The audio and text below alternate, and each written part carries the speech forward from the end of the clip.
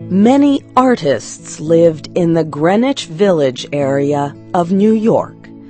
Two young women named Sue and Johnsy shared a studio apartment at the top of a 3-story building. Johnsy's real name was Joanna. In November, a cold, unseen stranger came to visit the city. This disease, pneumonia, killed many people. Johnsy lay on her bed, hardly moving. She looked through the small window. She could see the side of the brick house next to her building. One morning, a doctor examined Johnsy and took her temperature. Then he spoke with Sue in another room. "She has one chance in, let us say, 10, he said. "And that chance is for her to want to live.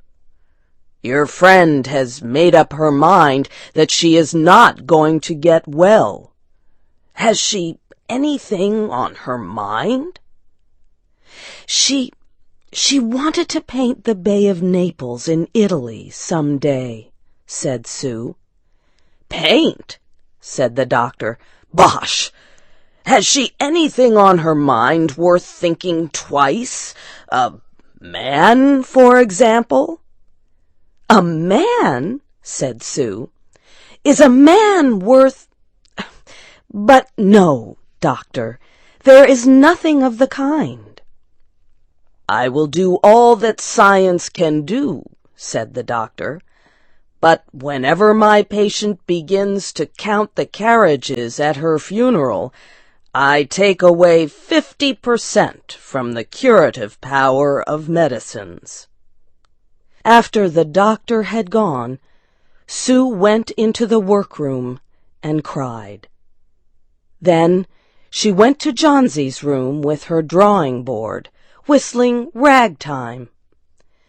Johnsy lay with her face toward the window. Sue stopped whistling, thinking she was asleep. She began making a pen and ink drawing for a story in a magazine. Young artists must work their way to art by making pictures for magazine stories. Sue heard a low sound, several times repeated. She went quickly to the bedside. Johnsy's eyes were open wide. She was looking out the window and counting backward. 12, she said, and a little later, 11, and then 10, and 9, and then 8 and 7, almost together. Sue looked out the window. What was there to count? There was only an empty yard and the blank side of the house 7 meters away. An old ivy vine, going bad at the roots, climbed halfway up the wall. The cold breath of autumn had stricken leaves from the plant until its branches, almost bare, hung on the bricks.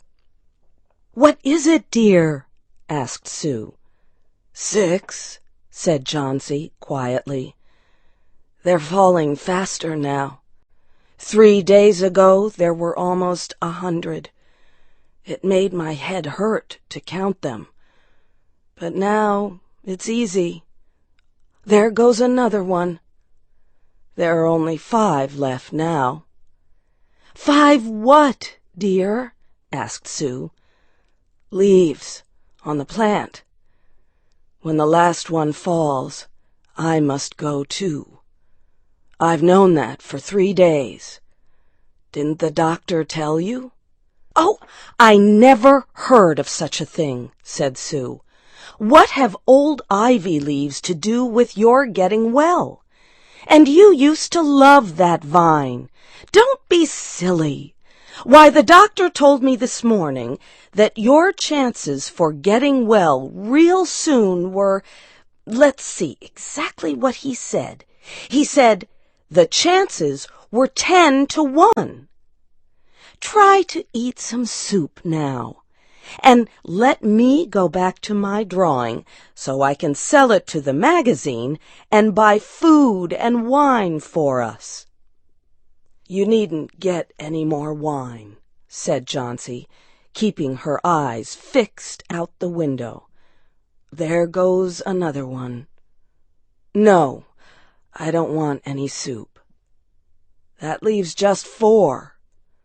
I want to see the last one fall before it gets dark. Then I'll go too." "Johnsy, dear," said Sue, "will you promise me to keep your eyes closed and not look out the window until I'm done working? I must hand those drawings in by tomorrow." "Tell me as soon as you have finished," said Johnsy, closing her eyes and lying white and still as a fallen statue. "I want to see the last one fall. I'm tired of waiting. I'm tired of thinking. I want to turn loose my hold on everything and go sailing down, down, just like one of those poor, tired leaves." "Try to sleep," said Sue. "I must call Mr. Behrman up to be my model for my drawing of an old miner. Don't try to move until I come back." Old Behrman was a painter who lived on the ground floor of the apartment building. Behrman was a failure in art. For years he had always been planning to paint a work of art, but had never yet begun it. He earned a little money by serving as a model to artists who could not pay for a professional model. He was a fierce little old man who protected the 2 young women in the studio apartment above him. Sue found Behrman in his room. In one area was a black canvas that had been waiting 25 years for the first line of paint. Sue told him about Johnsy and how she feared that her friend would float away like a leaf. Old Behrman was angered at such an idea. "Are there people in the world with the foolishness to die because leaves drop off a vine? Why do you let that silly business come in her brain?"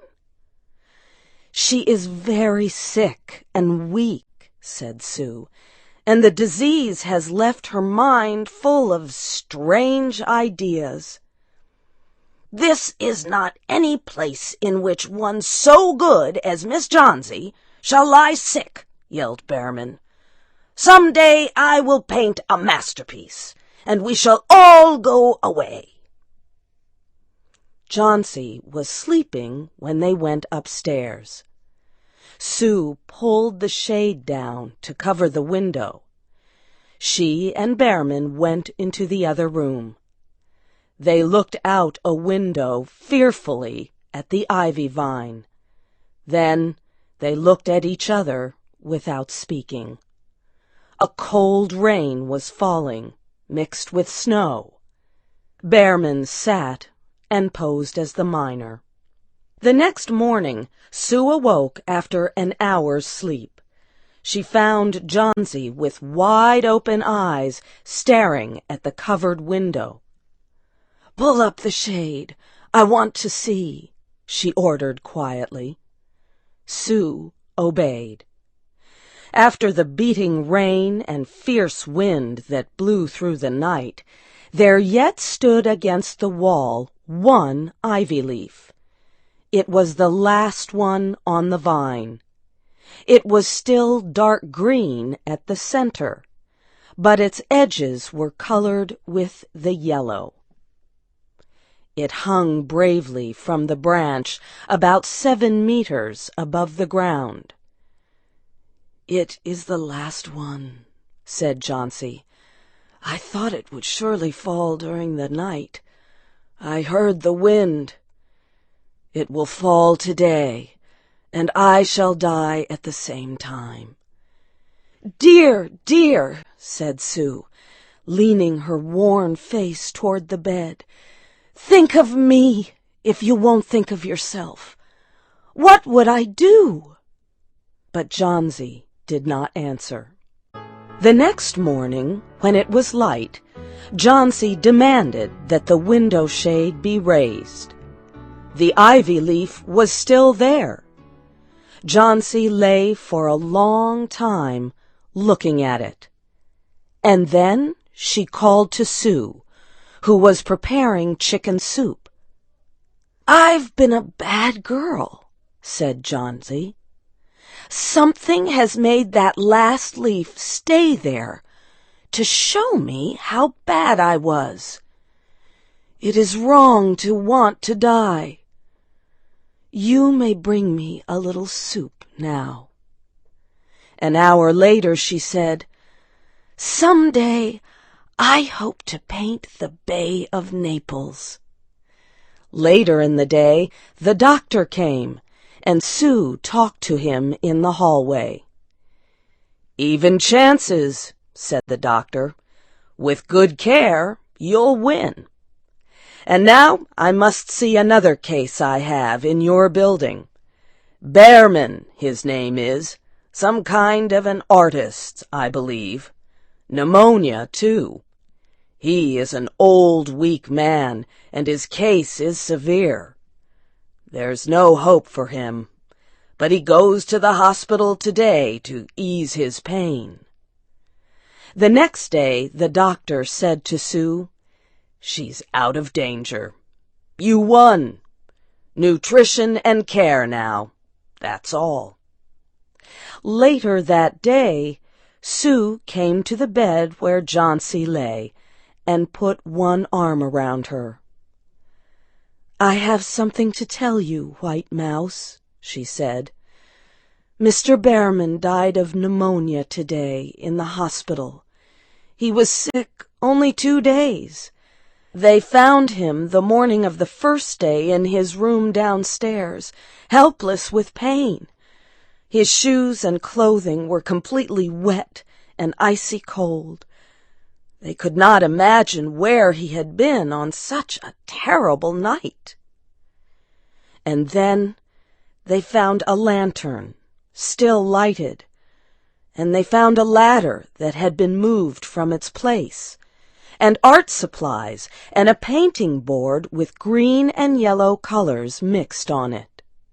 And look out the window, dear, at the last ivy leaf on the wall. Didn't you wonder why it never moved when the wind blew? Oh, darling, it is Behrman's masterpiece. He painted it there the night that the last leaf fell."